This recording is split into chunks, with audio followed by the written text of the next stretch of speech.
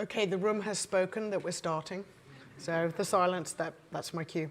So thanks for joining us this evening for this discussion on global drug policy. My name is Emma Ross, and I run the Global Health Program here at Chatham House. This event, just some housekeeping first, is being held in partnership with the Global Commission on Drugs Policy. It's being held on the record, recorded, and live streamed. So that means it's not under the Chatham House rule. Please do use the social media hashtag #CHEvents and @Chatham House when posting. And please do post away. We're going to start with the moderated discussion among the panelists, and then I'll open it up to the floor for questions. If you want to ask a question, please just raise your hand. When a microphone is brought to you, please say your name and affiliation before asking your question. And if you don't do that, I will stop you and say, sorry, who are you and who are you with? So please do that. It gives us all a perspective of where you might be coming from. So if you think of something before then, you can submit a question through the Q&A function in the Zoom feed. But if you're in the audience, probably better to just pay attention to what's going on rather than be buried in your Zoom. But you can, if you're desperate, to get a question in through the Zoom feed. And I will be fairly, going between the room and the computer. And just so you know, there are no questions so far on the computer. Illicit drugs are a massive health issue, of course, but it's also a societal, political, and an environmental issue. We've been fighting this as a global community for over 50 years. And approaches are evolving in some countries and regions as we've understood more. But in key indicators, the problem's getting worse, not better. So according to the latest report from the UN Office on Drugs Crime, UNODC, which was only released a few days ago, drug use is increasing at a faster rate than the population growth. It's about 6% of the population aged between 15 and 64. And that's up from 5.2% 10 years ago. And on top of that, only 1 in 12 people who have a drug problem are getting any sort of treatment for it. Meanwhile, on the supply side, global cocaine production hit a record high in 2023, up 34% over the previous year, supplying a burgeoning cohort of cocaine users, estimated to have risen from 17 million to 25 million in 10 years to 2023.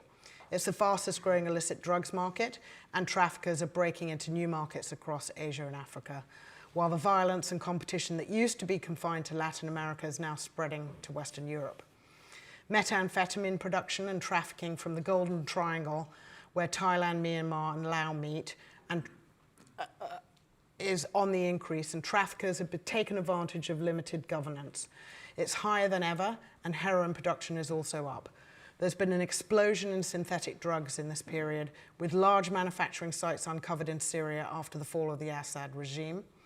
Rates of addiction have also increased, and as if we need any more bad news, the geopolitical situation, this new era of global instability, is bringing unprecedented challenges to the drug problem.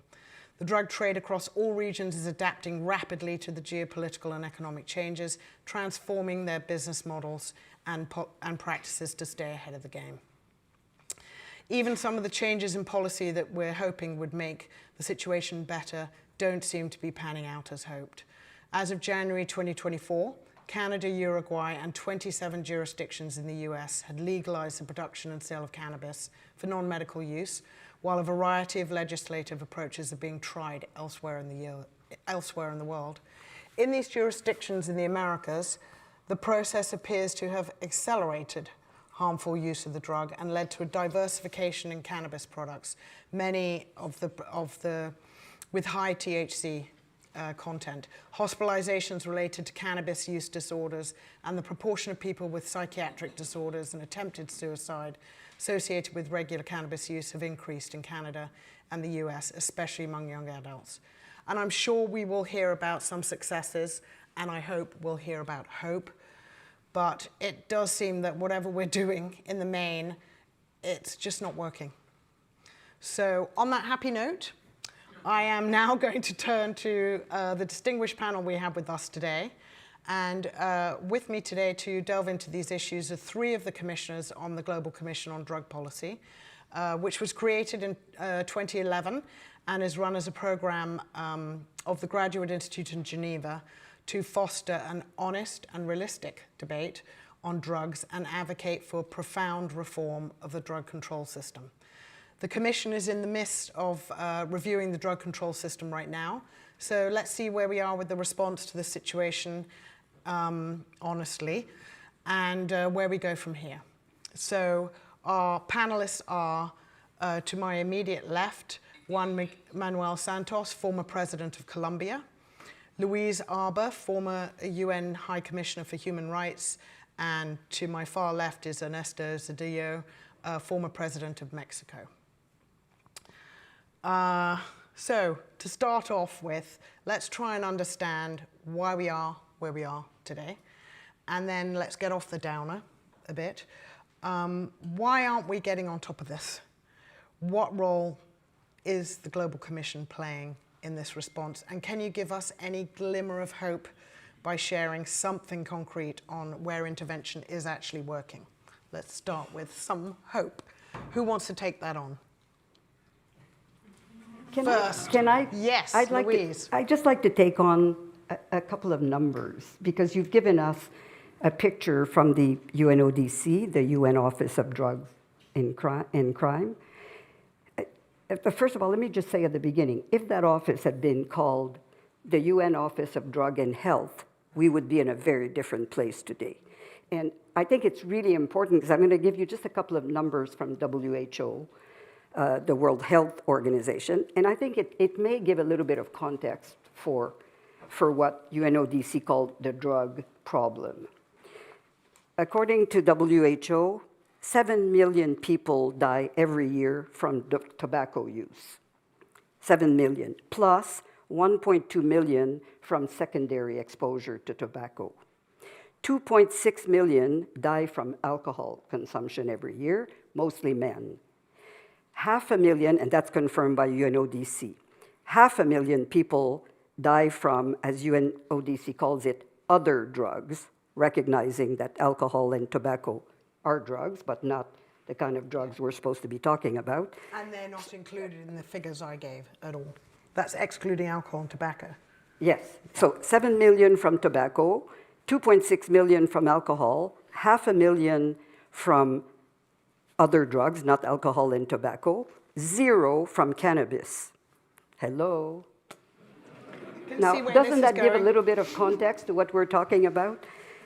Okay, let's go back to UNODC figures. In the world today, according to this Office of Drug and Crimes, there's 316 million people who consume drugs.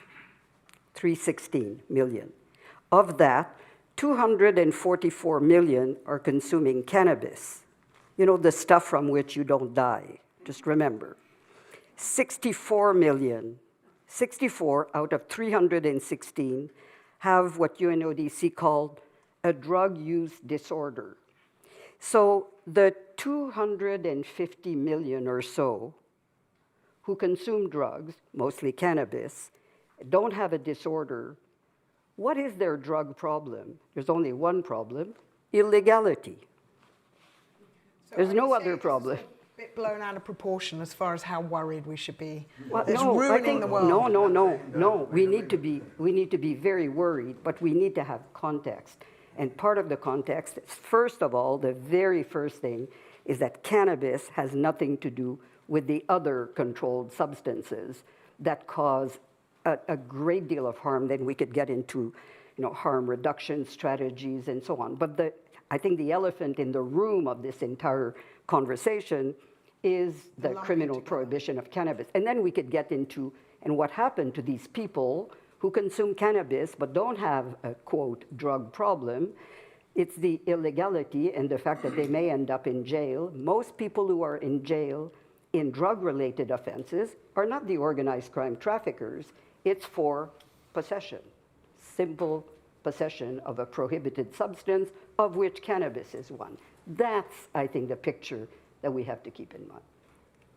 And you two, do you agree with Louise about the lack of wisdom in lumping this all together? Does cannabis belong, and it is in there with it, and there's a live debate as to whether it should be. This has been going on for a while, and a bit of divergence in policy over this, but do you agree that it shouldn't be lumped together?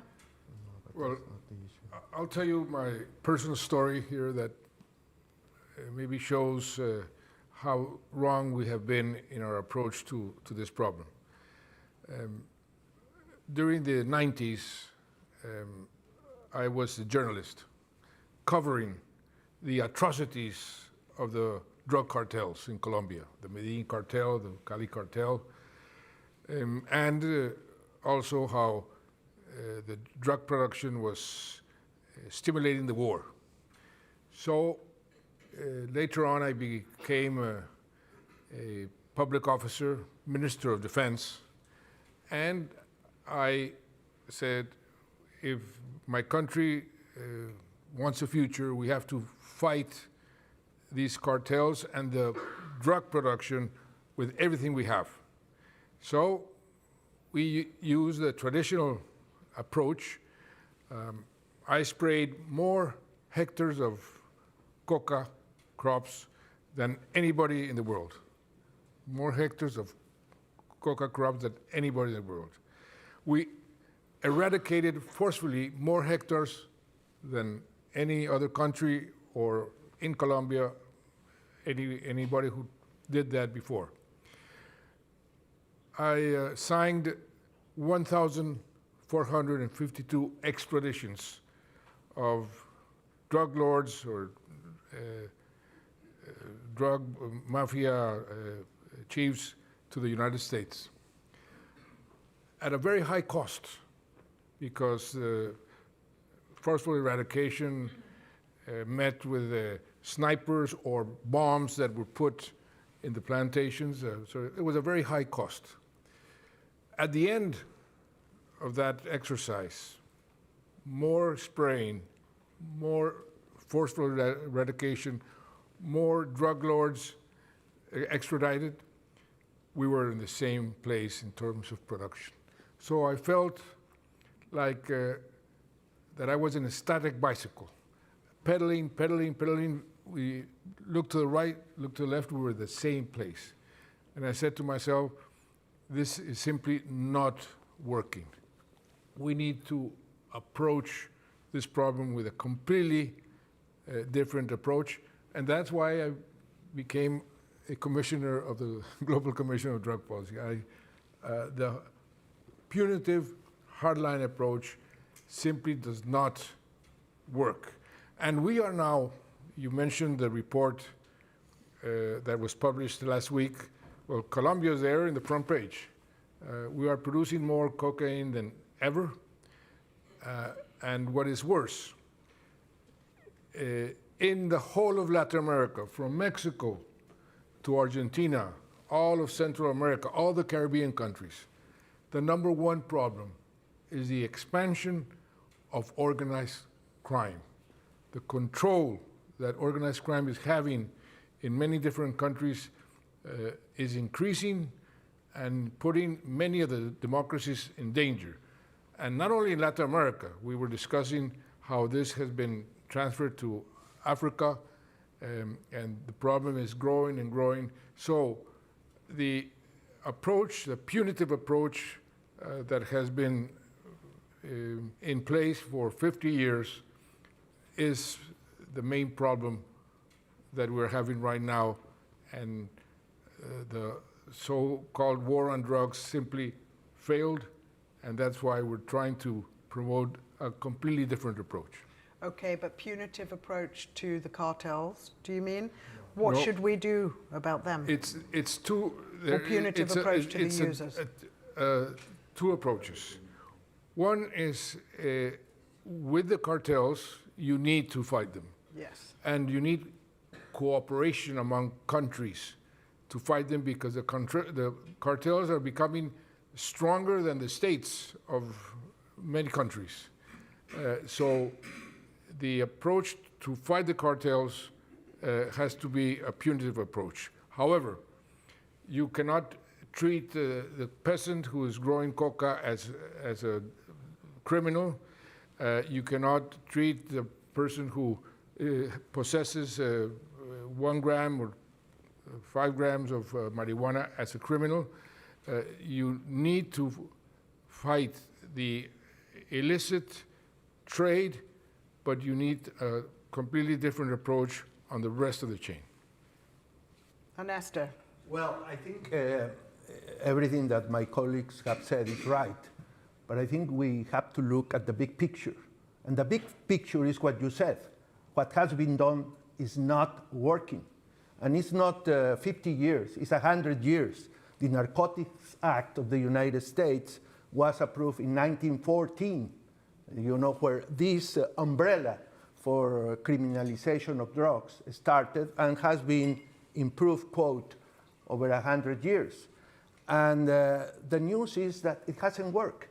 And now we have, since the early 60s, an international regime that has made, for practical purposes, mandatory for every country on earth to have this punitive approach to dealing with the drug problem. It's a drug issue. It's not even a problem for many people. And what is the problem? That is treated as a criminal problem. It's not treated as it is, a public health problem. You're a specialist on global health, and you know about it.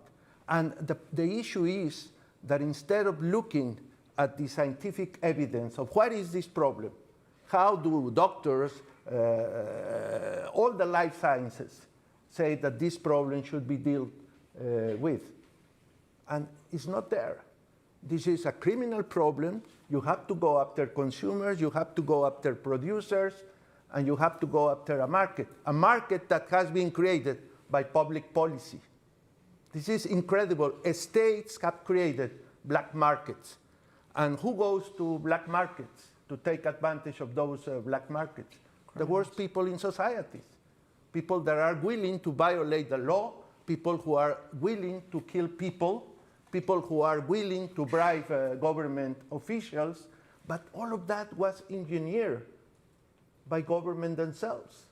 So we have the UN conventions that govern this. Are you saying they're not fit for purpose? And how do we dismantle them? That's an understatement. I think the 3 UN conventions, and are the problem. I declare myself guilty as charged, because I was also, when I was a kid, president of Mexico. You know, and I tried to follow along with the conventions and cooperation with the United States, and that was a terrible mistake, because as an economist, I knew that it was bound to fail. And I tried to convince my colleagues, you know, this is wrong, this is stupid. We are creating a black market. Who's going to take advantage of the black market?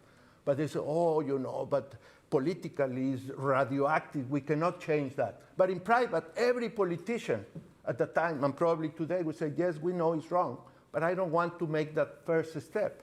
Okay, we are trying now to push politicians to acknowledge that for 100 or more years, we have been quite stupid and have created a crime against humanity by embracing these 3 conventions and saying this is the law of the land.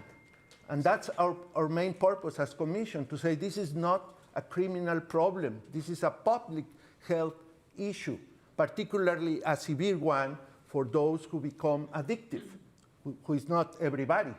Yeah. But we treat people, you know, in the worst way. It's not only a public health problem, it has terrible consequences on human rights. Yeah. That's how it should be. And Juan Manuel, can we just dismantle these conventions? Can we just undo them or ignore them? Or? I'll tell you another specific example. Back in 2012, the Summit of the Americas, President Obama was there. And in his book about his campaign, he was saying about the need to legalize marijuana. So I said to him, are you serious about this? Because I had already gone through the experience I just mentioned. And he said, yes. And said, can we start a movement to change the world model? And he said, yes.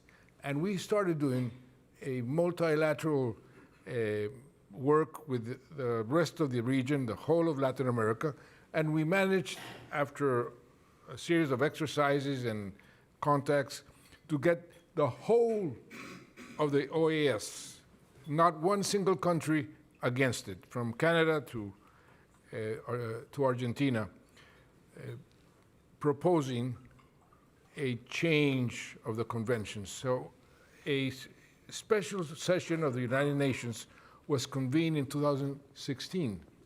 And we were very enthusiastic, with the support of the US at that time, that this was going to work. And we underestimated the terrible opposition that we found from China, from Russia, from the Middle Eastern countries, for different reasons. What were they? Well, some are religious, some are political, some are simply that they will not allow any sort of flexibility there, because that goes against their ideology or their way of governing, different reasons.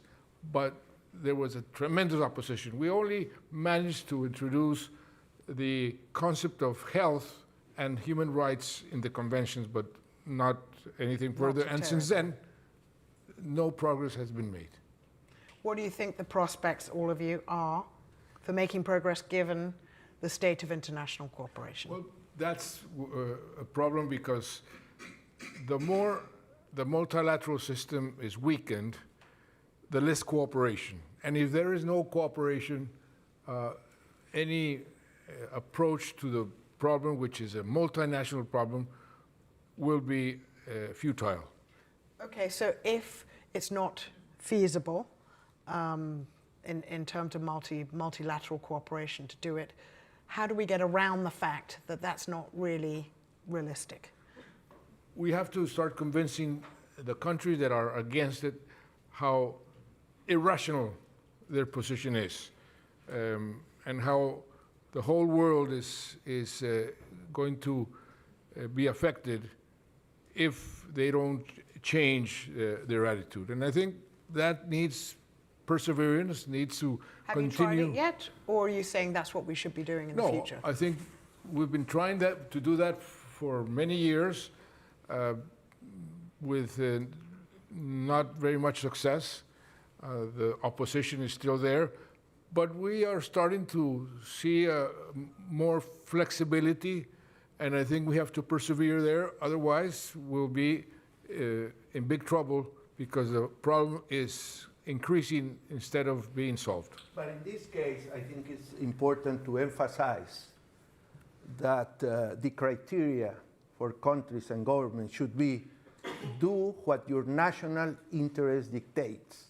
And I think some countries, like Uruguay, to some or great extent like Canada, and others, have done what is in their own interest. Even the United States, at the state level, they are doing what is in their own interest for many reasons. I mean, the federal government says, okay, you do it, but I have not the capacity to enforce the federal law. So do as you wish. You know, and what are they doing? They are doing pursuing their national interest.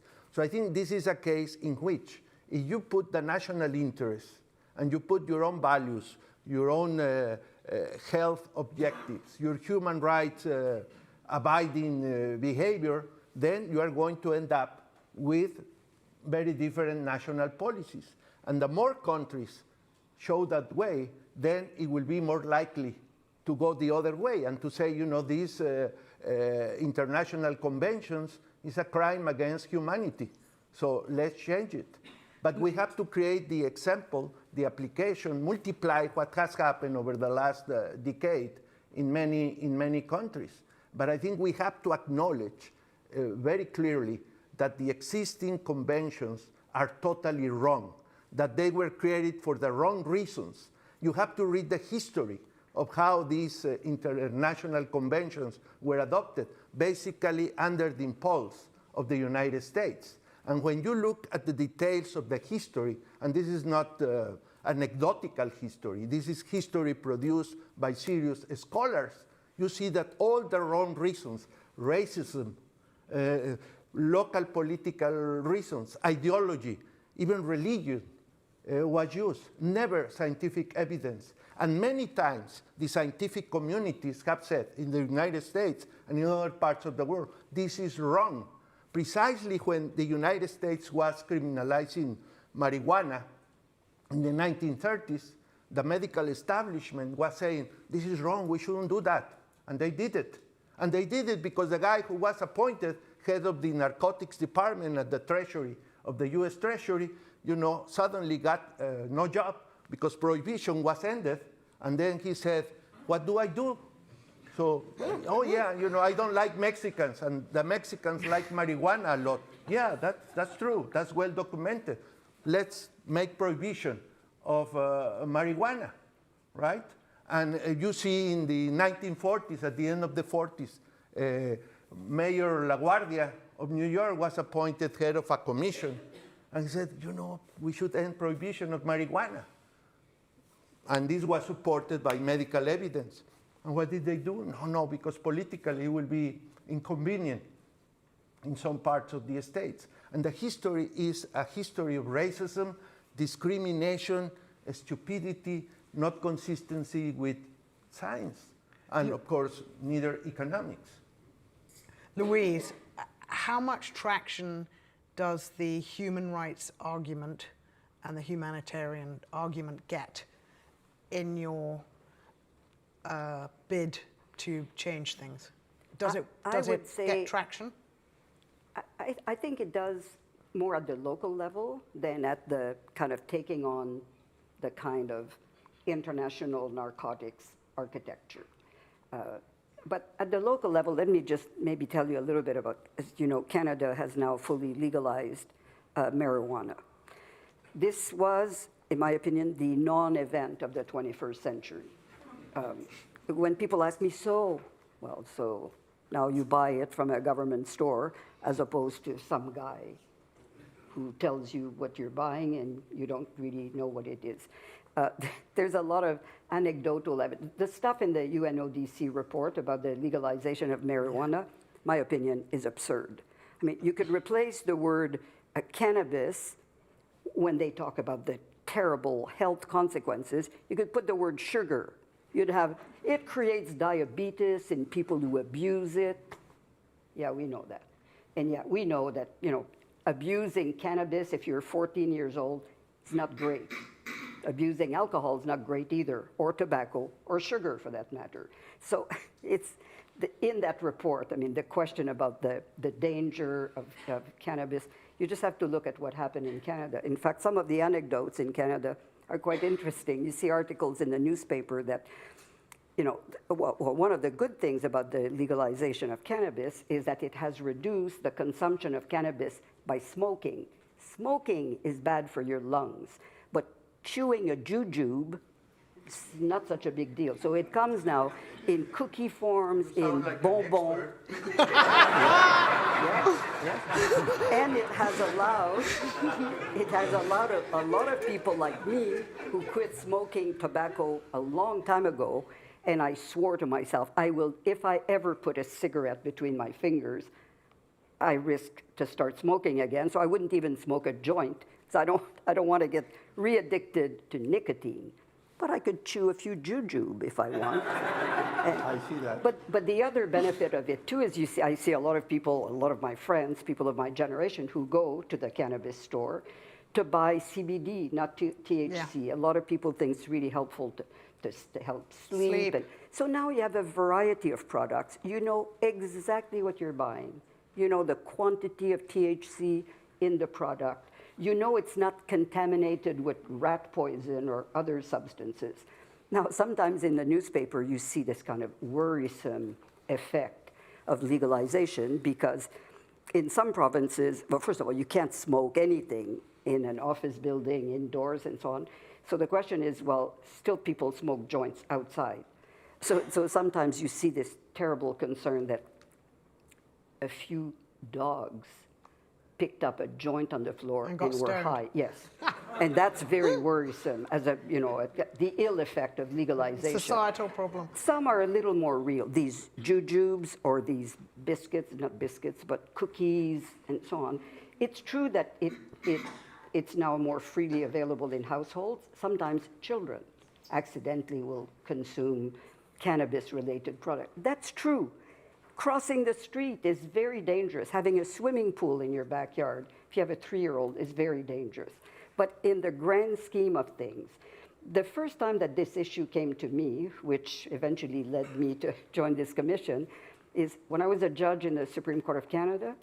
We had a constitutional challenge that was brought. In those days, cannabis was prohibited, including simple possession. The argument was that in Canada, we have constitutional protection for fundamental human rights, including the general right to life, liberty, and security of the person. The argument was that for the state to threaten imprisonment for a conduct that causes no harm or minimal harm to self or to others is an unconstitutional violation of the right to life, liberty, and security of the person. The challenge failed. The Supreme Court said that's a matter of policy, but it's not a matter of constitutional law. And I wrote a dissenting opinion in which I felt that the government cannot threaten to imprison people for conduct that causes no harm. When, what was 10, 15 years, 20 years later, cannabis was legalized, it was a matter of public policy. But it goes, in my view, to the heart of what the rule of law is about. The rule of law is about being governed under just laws that are justly enforced. Cannabis consumption was so widespread, an illegal activity, so widespread in the community that, in my view, it erodes the rule of law to keep in the books a law that has no social acceptability anymore, and actually that is very unfairly enforced. You just had to look at who's picked up by the police, who is convicted, who ends up in jail. It was invariably not the kingpins of the mafia drug traffickers, although once every couple of years there's a big seizure of 200 kilos and a couple of people go to jail. But again, you look at UNODC, 60% of the people who will get charged and convicted for drug offenses worldwide, 60% are there for simple possession. So again, unjust laws that don't have social acceptability, particularly in the case of cannabis, in the middle class. People would see their 18-year-old having a criminal record. A kid in university who has a bright future, is going to become a professional. Now he has a criminal record because he was stopped for. That goes at the heart. But when Canada, that's my point to connect it internationally, when Canada decided to legalize, one of the concerns was not, whether politically, it was that it put Canada in contravention of its international obligations under the Narcotics Convention. And Canada likes to be a good international citizen. That was a problem. Okay, so that's all about cannabis, and we've already discussed that it's a different thing. Cannabis to the other drugs? Sorry. Or not? The criticism is not only about cannabis.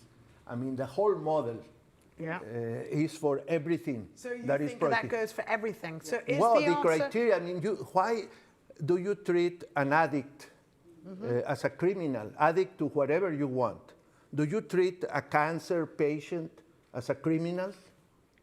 But it's a non-curable disease, probably. But should you let cocaine be sold in shops? Is this all No, about I didn't taking say it that. into the system? That's regulating it? Well, regulating, yes.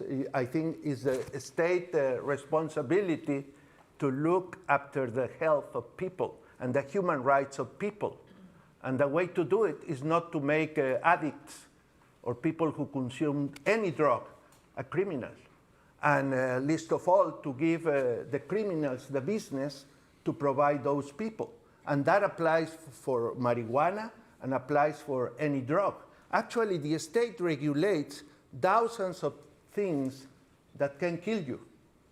And they are sold in pharmacies or in industries, things that can kill you. And the state intervenes to say, okay, you cannot provide this unless you meet these requirements. So what's the difference with other drugs? I mean, it's a matter of principle, it's a matter of logic, it's a matter of science, it's a matter of knowledge. So for this whole problem issue, is it being driven mostly by demand, and the producers and the cartels are meeting that demand it's at a driven by normal the market, government. or is it driven by supply that is stimulating the demand? What's going on here? As doctors, Who's driving this? no, but as doctors, and doctors said there will always be people who would try drugs. I haven't tried them, by the way, other than alcohol, that I don't drink now for many years. I was never an addict. But anyways, there are people that will always be tempted to try any kind of drug. But this whole scale escalation, is that just a natural thing, or is there something, what is driving it? Is it supply, demand? For example, the cartels stimulate production and consumption because it's their business. So you find that there is more demand. What Ernesto has just said is history. Everybody in some way or another has been prone to consuming whatever, but that's part of the history. The supply, of course, this is stimulated also by profits, and the profits are much larger because of prohibition. So it's like a vicious circle. You may alleviate some of the interest in it if you make it less profitable. Of course. Is that an assumption that it would make it less profitable, or are you talking from an evidence basis? No, I am definitely convinced that the regulation will make it less profitable for the Bring whole it chain. into the light. Yeah, so that's part of the consequences of prohibition is the strengthening of the drug cartels, and the drug cartels therefore are very stimulated to enlarge the business, to enlarge demand and to enlarge supply. And we have spent too little on prevention and education. Sure. Because we should spend like more. with everything with health. Can I just go to, this is a topic that crops up in almost everything at Chatham House these days, and that is AI. So how concerned should we be about the advance of technology like AI, the risks and the opportunity, but first the concern. So to what extent are governments preparing themselves for AI-assisted drug design and trafficking, and what should they be doing? And on the other side, what are we doing, or should we be doing, about trying to use AI on the other side? So to help tackle this problem issue. Basically, are we on top of this? Well, that's a big problem because the cartels are already using AI. They are very sophisticated organizations, multilateral, and they are using the most modern techniques to enhance their control and enhance their business. On the contrary, the states are way behind. As I mentioned, the states are trying to fight these cartels with the wrong instruments and with the wrong approach. To fight a multinational organization, you need a multinational cooperation, and that is not happening. Therefore, also in the application of AI, the states are way behind when you see what is happening with the cartels and what is happening at the state level. One last question before I go to the audience, and that is, as an approach, should we be treating the cartels like we do big tobacco? You don't sit down with big tobacco and try and negotiate and try and work out a way forward. With the cartels, what should our posture be towards the cartels? Should it be smash them? Should it be bring them to the table, find out is there a way forward? What should be the engagement or lack of engagement? My experience is that you can fight the cartels if you have the correct approach and the cooperation that you need. You probably remember when the Colombian cartels were invincible. They were beaten, and the drug lords were put in jail or killed. The cartels, you have to fight them. What you have to change is the whole structure that makes those cartels every time more powerful. And that's where I think we have to concentrate our efforts. You have to destroy their business. And you destroy their business by decriminalizing consumption and regulating the profits. supply of drugs. That's it. I mean, it's true what Manuel says. You know, the Colombians cartels were diminished. The Mexican cartels took their place. So it's the same business, right? And the Colombians have taken the place of the American cartels, right? And I don't want to make ethnic references, but there were ethnic, groups of citizens in the US. Their place was taken by the Colombians, and then the Mexicans, and some others are now playing the game. But the root cause is the creation by the state of a black market that is too attractive. Yeah. It's too attractive. You have to destroy that. You will never finish it, because there will always be people who think that marijuana sold by a pusher is better than marijuana sold in a formal store. But the market will be this size as compared to this size. And the incentive to use that criminality to commit other crimes will have been reduced significantly. So I think that's, if we keep playing the same game, we will be having this discussion. Make sure that it's not a call for me, please. No? I'm sorry. I should have said, everyone turn off your phone. I'm the worst offender. Sorry. Okay. Yeah, so we have the root cause, destroy the black market, period. And the experience shows that, exactly what Ernesto's saying. You dismantle the cartels, you take the heads of cartels to jail or they're killed, immediately they're replaced. Immediately. They multiply. They multiply. And sometimes they become, yes, they become competing fraction, and they start growing again. And you see that all of our. If you just come back again to the UNODC numbers, I think it speaks for itself. There is not only a constant, but a growing worldwide demand for non-medical use of drugs. That's just the reality. And these are people who are prepared to access these products at tremendous risk to themselves because it's illegal. And yet it's hard to tell whether the demand is really growing, because they say 10 to 13% growth in 10 years, but I don't know what the world's population is. Anyway, they have all these numbers with no comparison base. In any event, there's a constant, or if anything, a growing demand for recreational use of these kinds of substances.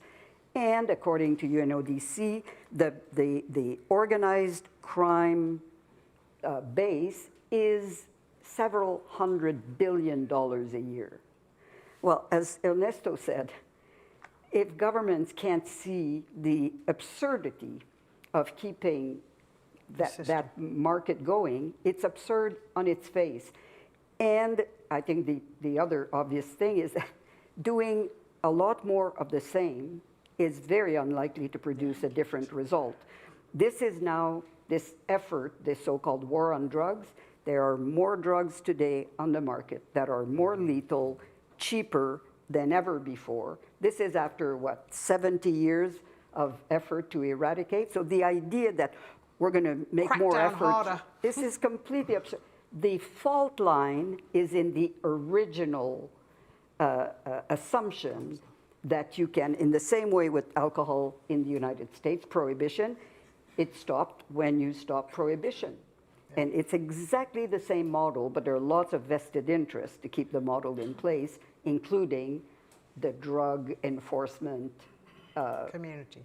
Well, more than community. Machinery. Yeah, machinery.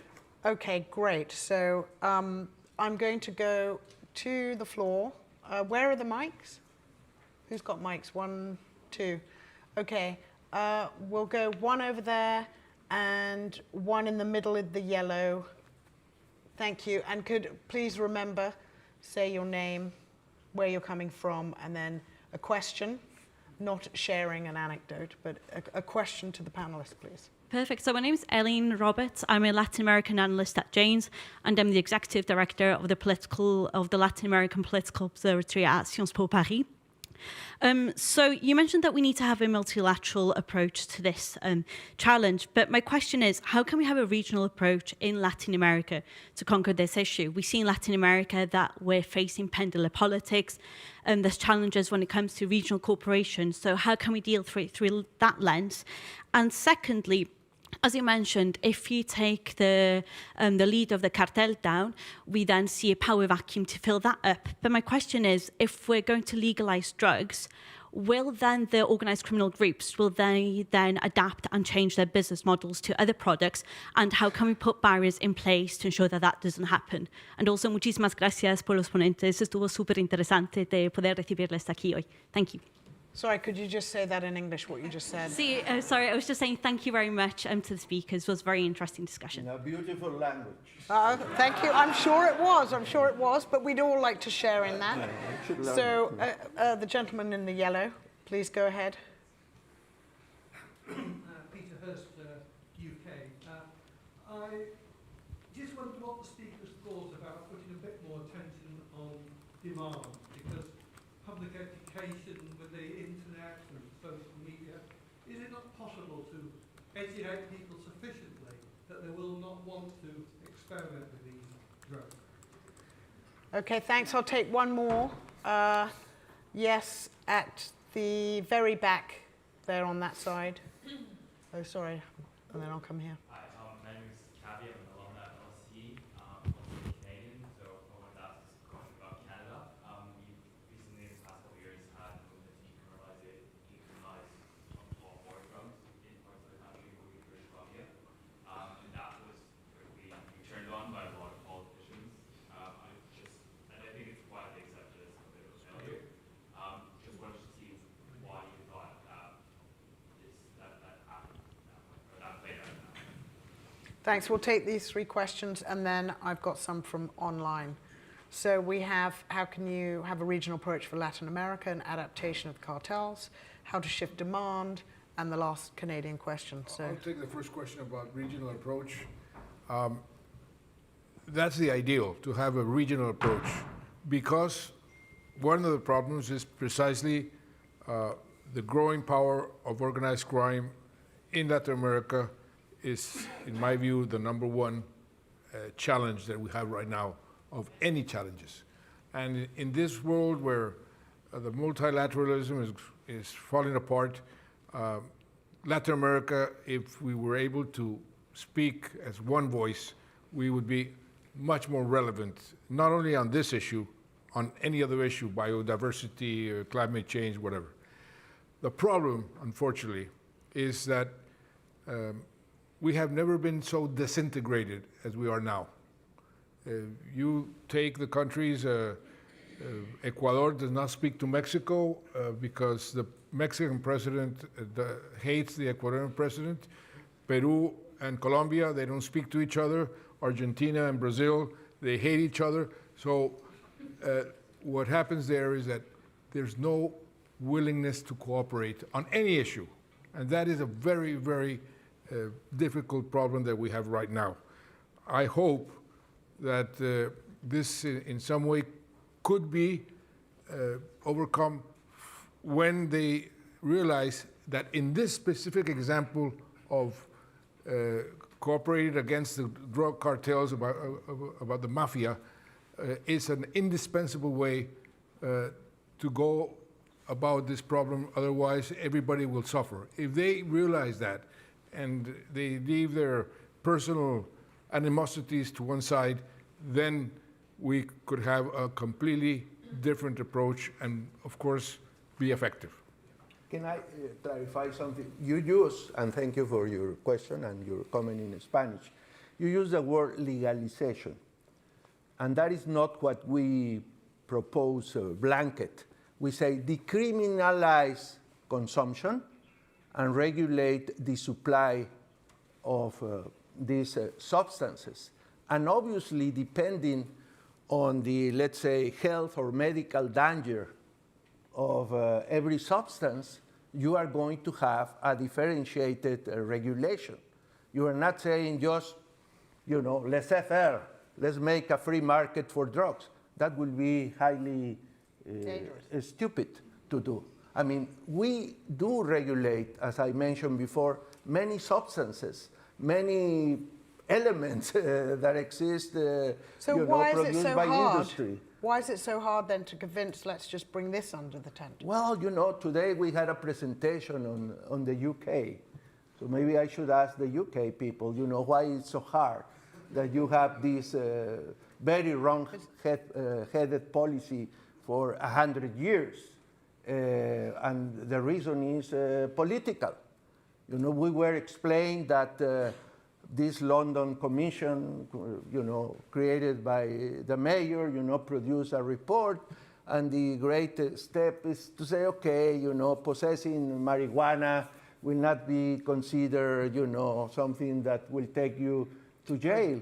And so, okay, you decriminalize with serious limitations, possession and consumption, but who is going to supply the marijuana that these people want to have? And the business is given again by the government to criminals, those who want to violate the law. And that's a decision by very enlightened people that were chosen to be part of that commission.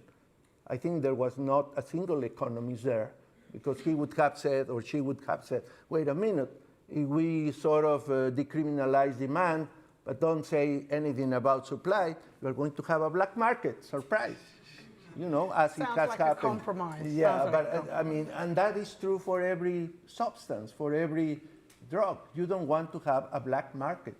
You want to have a market that is regulated by the state, because a primary responsibility of the state, as it is well understood in this country and not in other advanced countries across the Atlantic, is to protect and provide health for the people. So, Louise, I wanted to see if you would take on the focusing on shifting demand and put it together with a question online from Maisha Bangdawala, who's asking how effective are national policies based on decriminalization, regulation, and public health in addressing the challenge? Have we got an evidence base that approach works? And if we put that together with how do you shift the demand? Okay, well, I'd like to maybe respond briefly to what I understood was the question from my fellow Canadian. From British Columbia. And I'm not sure that I really heard the question very well, but I'll take the opportunity to celebrate the efforts that were done in British Columbia on harm reduction strategies. We haven't talked a lot about that, but I think this is really critical. But again, I want to come back to numbers to put that in context. Remember, 316 million drug users in the world, of which 64 million have a drug disorder of sorts. So when we talk about harm reduction and so on, we're not talking about a large number of people who consume illicit substances, have not created any kind of long-term dependency, are not committing any crime except purchasing illegally this product. So we're talking here about a niche, a part of the drug consumer community that need help. Of these 64 million people in the world who have a drug, quote, problem, a drug disorder, only 8% have access to any form of treatment. That's, I think, our calling. That's where, in addition to working to decriminalize and so on at the macro level, we need to be out there in our communities to look after people who need help. And when I say treatment, I'm not talking about going into rehab. A lot of them have been 10 times in rehab. I think we have to acknowledge, you just have to visit some of these overdose prevention centers or safe consumption sites, whatever you want to call them, to see that there is a population of people who have a lifelong recourse to self-medication. We just need to make sure they don't die. and they don't suffer unduly, and they're not unduly stigmatized. And in British Columbia, this was in Canada, the leading efforts to have these safe injection sites. It starts with, needle exchanges. You have to do that in prisons to prevent the spreading of communicable diseases through exchange needles and so on. But one of the big impediments, well, there's several. One of the impediments to the full success of these sites is they don't have access to safe supply. People have to show up with the junk that they bought in a back alley. Fortunately, in some of these sites, they can actually test.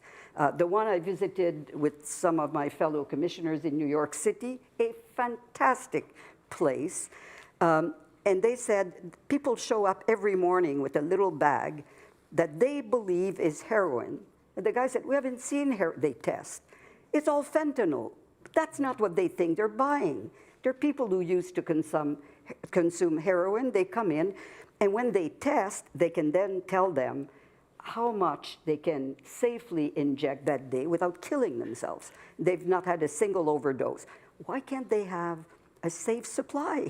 Why do these people have to come from having bought on the street a product that they will now consume? So harm reduction, this is critical. What are the impediments? Because now there's a pushback in British Columbia, in Ontario, against these sites, is that they are often not properly funded, they are poorly situated, sort of too close to a school, and then the parents get agitated.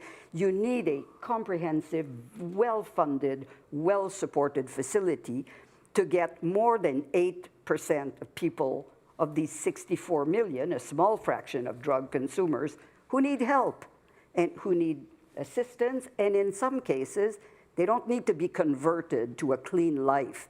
They need to be supported for the rest of their life in the consumption of products that they use to self-medicate or for whatever reason. That's the issue.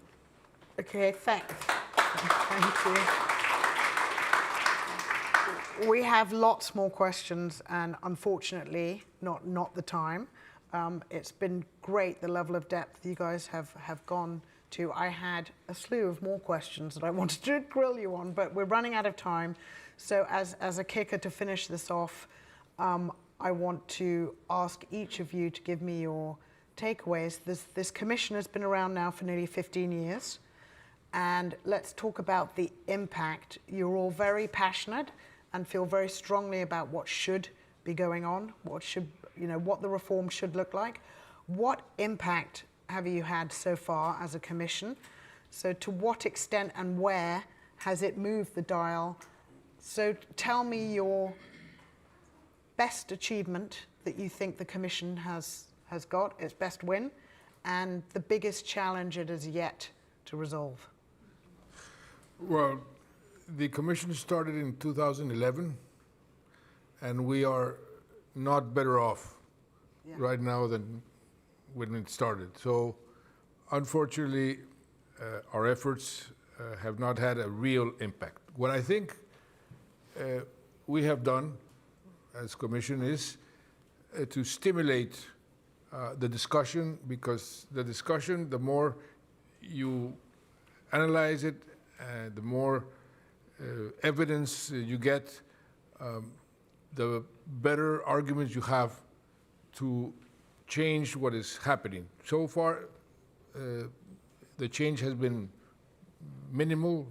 Some change has been made because of other reasons. It was mentioned ideological, political, and one worry that I have right now is this trend of populism and the right-wing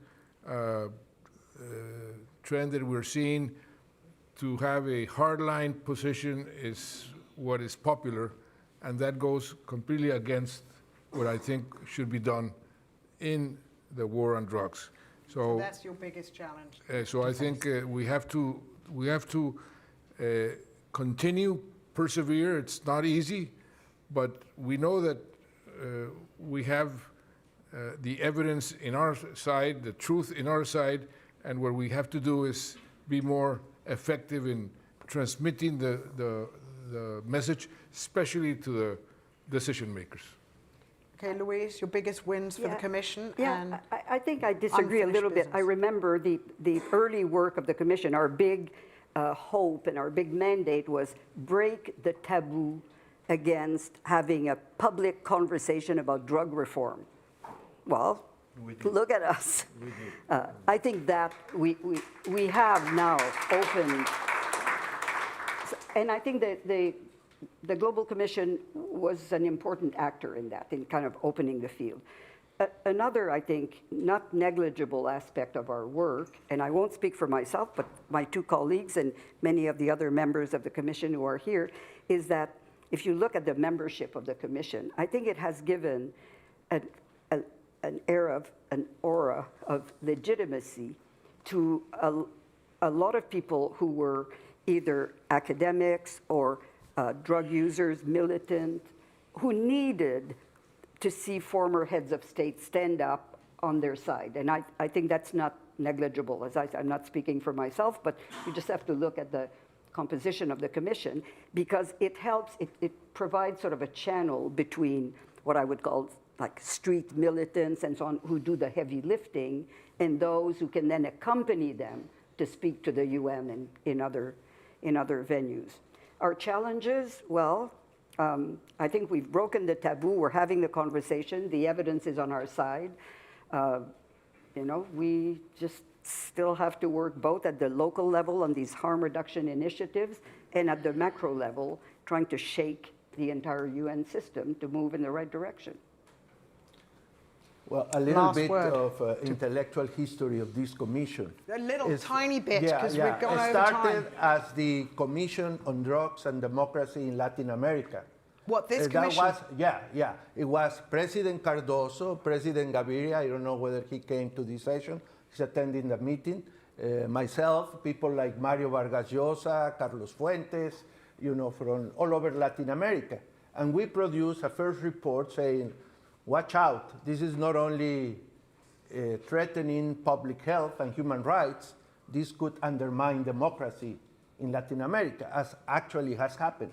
Out of that, and that was a great influence to the outcome of that Cartagena meeting that President Santos was mentioning, because the Commission managed to take the results to Obama's main advisor on Latin America. And we also produced a report at the Brookings Institution, where our secretary was Mauricio Cárdenas, eventually Minister of Finance of President Santos. So we started there, then we created the Global Commission, and I would say the Global Commission did what Luis said. We broke the taboo. We got people like Clinton, like obviously Cardoso, but you know who were the two American members of the Commission? George Shultz and Paul Volcker. I mean, they are not hippies. I think they never smoked pot or anything like that. And they were, very, culturally conservative individuals, and many people like that. And we got great support for the from OSF, the Open Societies Foundation, Branson, people who said, this is a social, human, basic problem that needs to be addressed. And I think we have been able, as Commission, somehow able not only to connect with civil society organizations who have done their work very alone, sometimes almost individually. And we said, I am behind you, and you are behind me. And now we make a group to fight for this good cause. And I think that has made a difference. Do we have the results that we want to have? No. Somebody was mentioning, I think Maria today, Yogi Berra. I don't know which one you use. Well, I will use another one. The game is not over until it's over. And this game is not yet over. And we will keep fighting until the world has a rational human policy on drugs. And I think probably not me, but our successors will achieve that. And I think at some point you will be remembered that this group of idealistic, but I would say also realistic people, we're fighting for this. We'll get it. Yeah, that's a really lovely way to end, and I really wanted to press you on what was your biggest disappointment, but I don't want to be a downer. Started with a downer. I'm going to let that go, but you didn't kind of, yes, it's not finished, but I'd love to know what you think is the biggest unfinished business, not the whole thing, but, or maybe your biggest disappointment. 500,000, a number. My friend behaved like an economist, gave a lot of figures. So I should give what some, 500,000. 500,000 what? 500,000 people killed in Mexico because of violence stemming from organized crime.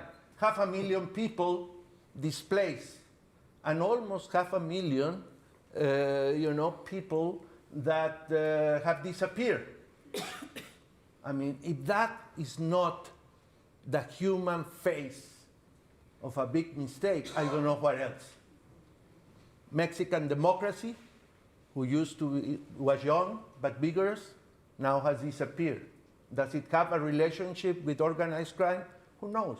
But the financing that has been used to provide for political campaigns that now have resulted in the dominance of one party in Mexico, in the destruction of the judiciary in Mexico, the control by Congress by a single party, and the creation of a police state, I would suspect that eventually, or even now, is in the interest of organized crime. So who knows what's going on there, okay? Okay, thank you. I hope you guys think it was worth the extra 8 minutes. It's been a bit naughty to go on, but so much, Oliver.